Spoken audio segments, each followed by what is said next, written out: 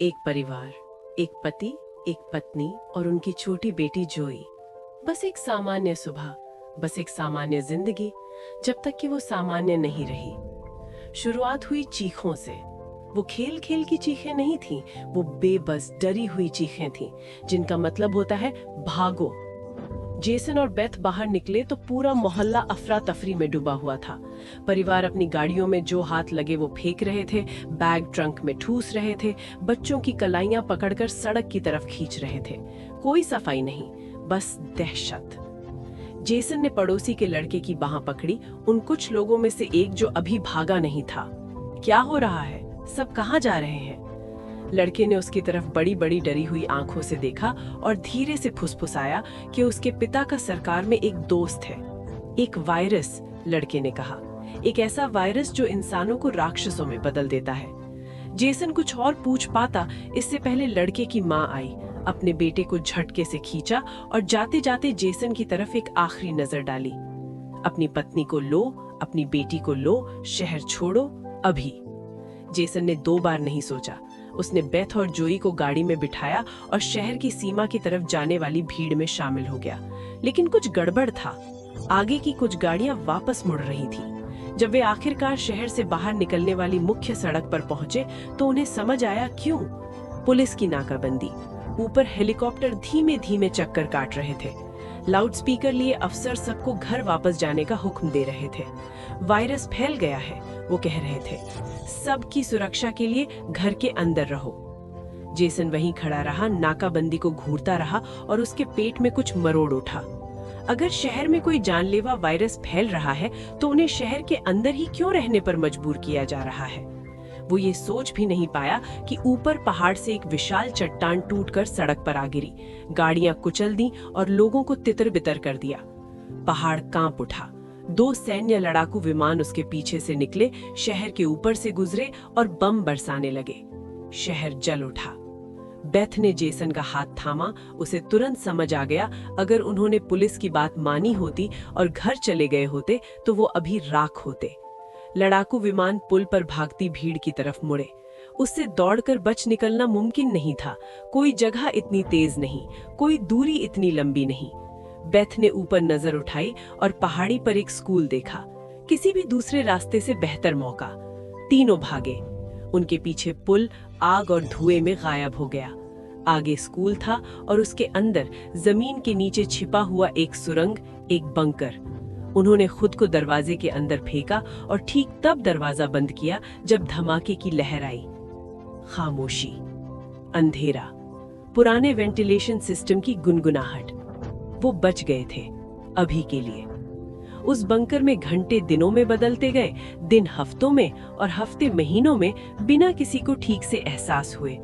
वो एक्सपायर्ड डिब्बा बंद खाने और गंदले पानी पर जिंदा रहे।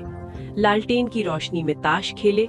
कोई रेडियो नहीं, कोई सिग्नल नहीं, ऊपर की दुनिया से कोई खबर नहीं, बस एक दूसरे और चारों ओर सिकुड़ती नम दीवारें। 300 दिन गुजर गए।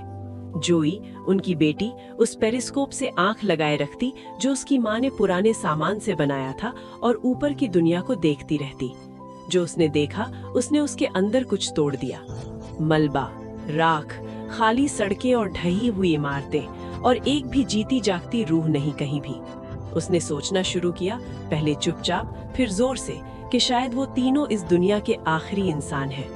उसकी माँ ने उसके बाल सहलाए और कहा, तुम्हारे दोस्त कहीं छिपे हैं, बिल्कुल हमारी तरह, उन्हें मत भूलो। लेकिन खाना उनकी सोच से भी तेजी से खत्म हो रहा था। एक रात जब जोई ने वो डिब्बा खोला जो उनका रात का खाना होना चाहिए था, वो खाली था। सिर्फ वही नहीं, सब खाली थे। 12 डिब्बे, हर एक में एक छोटा सा छेद करके सब खाली कर दिया गया था। एक चूहा उनका खाना चुरा रहा था। 2 हफ्ते का खाना गायब। अगले दिन चूहा वापस आया। वो फर्श पर दौड़ा, चालाक और फुर्तीला, और लगभग निकल भी गया। लेकिन बेथ ने उस पर छलांग लगाई और मामला खत्म किया। जीत, लेकिन ज्यादा देर नहीं टिकी। उस हड़बड़ी में लालटेन गिर गई। मेज पर आग लगी, फिर पर्दे पर।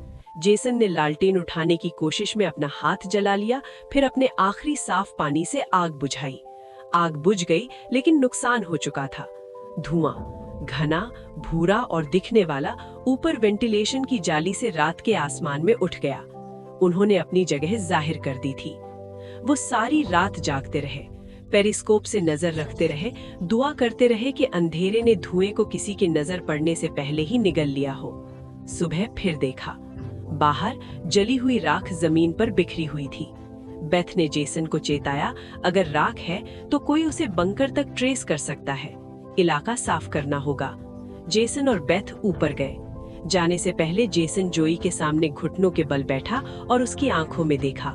चाहे कुछ भी हो, चाहे कुछ भी सुनो, बाहर मत आना, वादा करो। उसने वादा किया। वो दोनों बाहर निकले। जोई ने पेरिस्कोप से देखा जैसे उसके माता पिता बंकर के दरवाजे को छुपाने का काम कर रहे थे। फिर उसने देखा पेड़ों के बीच से एक काला साया तेजी से उनकी तरफ आ रहा है। उसने पेरिस्कोप में चिल्लाई, लेकिन वो बहुत दूर थे, सुन नहीं सके।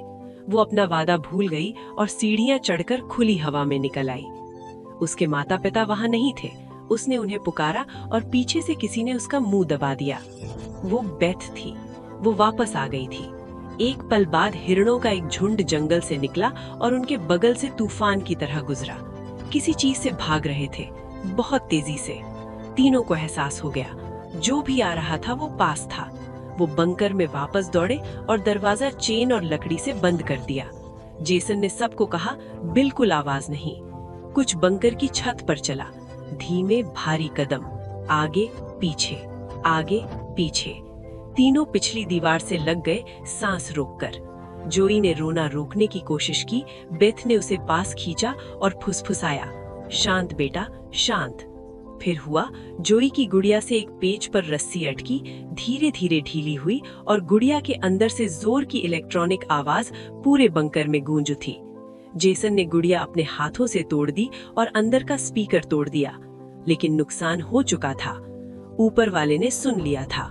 उसने दरवाजा ढूंढा, धक्का मारा, लोहे का ढक्कन कराहा। चेनें एक एक करके टूटने लगी। जेसन ने दीवार से पानी के पंप की पाइप खींची और हमला किया, उस चीज को पीछे ढकेला। उसने पाइप को दरवाजे में फंसाकर बंद कर दिया।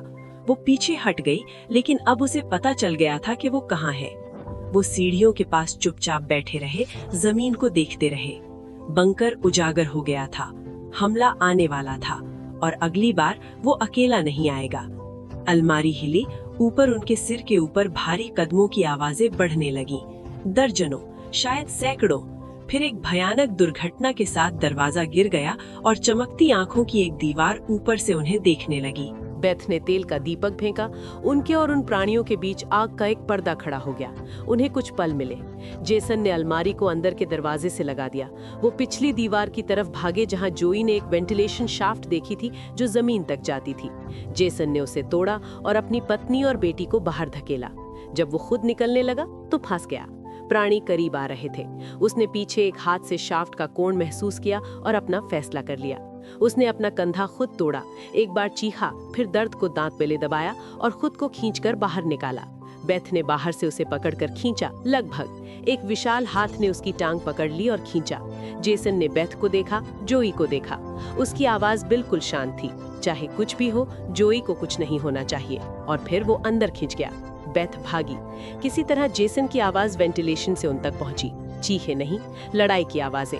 वो अपने पास बचा सब कुछ लगाकर उन्हें वक्त दे रहा था। वो सड़क तक पहुंची तो देखा हाईवे एक ऊंची दीवार से बंद था। निकलने का कोई रास्ता नहीं। फिर एक सैन्य हेलीकॉप्टर नीचे आया, स्पॉटलाइट से उन्हें नहला दिया। ऊपर से एक जाल गिरा और दोनों को लपेट लिया। बेथ ने लड़ाई की, जोई ने छटपटाई, लेकिन जाली ने जकड़े रखा। जाली के बीच से बेथ ने देखा अंधेरे में सैनिक आ रहे हैं, चमकती हरी आंखों वाले चेहरे, किसी बुरे सपने जैसे। फिर सच सामने आया। वो राक्षस नहीं थे, वो गैस मास्क और नाइट विजन गॉगल पहने सैनिक थे। वो चमक अलौकिक नहीं थी, बल्कि सैन्य उपकरण था। सरकार ने शहर को किसी एलियन या हॉरर फिल्म वाली महामारी की वजह से बंद नहीं किया था, बल्कि इसलिए क्योंकि आबादी में एक असली वायरस फैल गया था। हवा से फैलने वाला, तेजी से बढ़ने वाला और सबसे बुरी बात, अदृश्य। संक्रमित लोगों को पता ही नहीं था कि वो बीमार हैं। सरकार के पास कोई इलाज नहीं था। उनका एकमात्र उपाय था कंट्रोल। और जब कंट्रोल नाकाम हुआ तो सफाया। एक सैनिक ने सुई निकाली और बेथ को, फिर जोई को इंजेक्शन लगाया। उनका खून पॉजिटिव आया। सैन्य प्रोटोकॉल के हिसाब से वो खतरा थी, उन्हें मारना था। बेथ गिड़गिड़ाई, रोई, घुटनों पर बैठकर अपनी बेटी की जिंदगी की भीख मांगी। सैनिक नहीं माने और तब बेथ के चेहरे पर काले निशान उभरने लगे, त्वचा के नीचे पतली फैलती लकीरें और उसकी आंखें बदल गईं। कुछ होने से पहले ही एक सैनिक की गर्दन से खून फूट पड़ा। जेसन उसके पीछे खड़ा था। वो मरा नहीं था, बंकर में उसकी मौत नहीं हुई थी, वो बेकाबू हो गया था। वायरस ने उसे पूरी तरह जकड़ लिया था, उसे कुछ और ही बना दिया था, तेज, मजबूत, खौफनाक। उसके चेहरे पर काली नसें थीं, आंखें क्रोध से लाल थीं। वो सैनिकों पर एक तूफान की तरह टूट पड़ा, उन्हें गिराता, पीछे धकेलता, लेकिन बंदूकों की गोलियां रोकना उसके बस में नहीं था। वो गिर गया।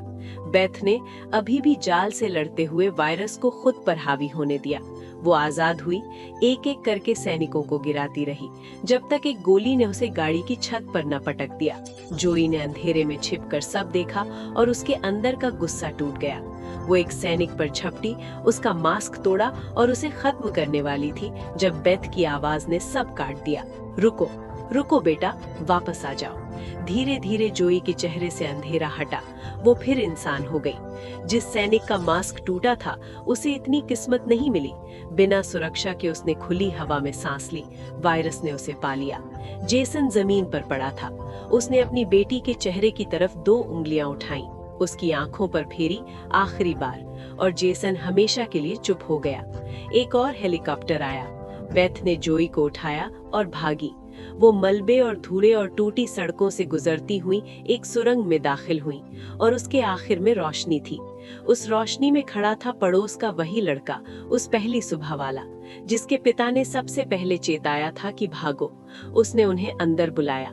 वो उन्हें एक छिपी हुई गुफानुमा सुरंग में ले गया, जहां दर्जनों लोग अंधेरे में रह रहे थे। वो सब संक्रमित थे और फिर भी जिंदा थे, क्योंकि यही आखिरी सच था। ये वायरस मौत की सजा नहीं था।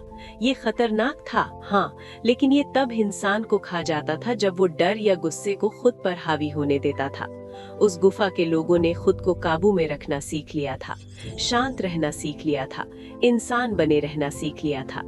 असली राक्षस वो नहीं थे जिन्हें वायरस ने बदला था। असली राक्षस वो था जिसने उन सब को बेकार समझकर मरने के लिए छोड़ दिया था। और इसी के साथ कहानी खत्म होती है। एक परिवार दुनिया के अंत से बचने के लिए जमीन के नीचे चला गया और उन्हें पता चला कि दुनिया खत्म नहीं हुई थी, बस उसने पाला बदल लिया था।